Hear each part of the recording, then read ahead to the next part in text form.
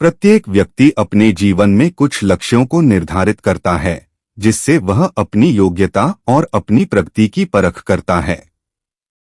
यदि लक्ष्य हासिल नहीं होते हैं तो वह अपनी कमियों को देखता है, उसमें सुधार करता है और फिर उन लक्ष्यों को हासिल करने की कोशिश करता है।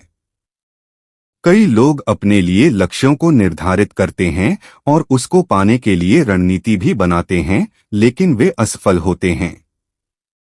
जागरण अध्यात्म में आज हम भगवान बुद्ध से जुड़ी एक प्रेरक घटना के बारे में बता रहे हैं, जिसमें आपके लिए एक संदेश है। भगवान बुद्ध को जब ज्ञान की प्राप्ति हो गई तो फिर वे संसार को उस ज्ञान से आलोकित करने निकल पड़े। भगवान बुद्ध किसी गांव में जीवन के विभिन्न आयामों पर प्रतिदिन व्याख्यान देते। उनके प्रवचनों में जीवन का सार छिपा रहता।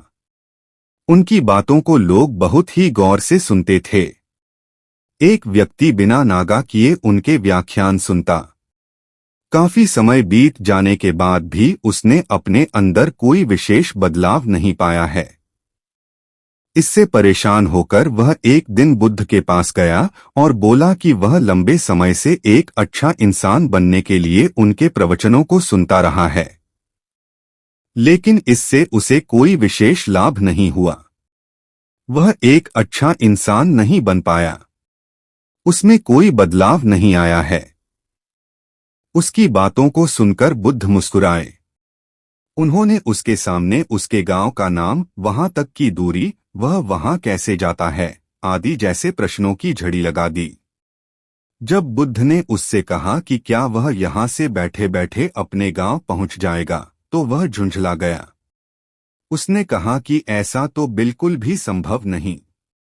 उसे वहां तक पहुंचने के लिए पैदल चलकर जाना ही होगा। इस पर भगवान बुद्ध ने कहा कि अब आपको अपने प्रश्न का उत्तर मिल गया होगा।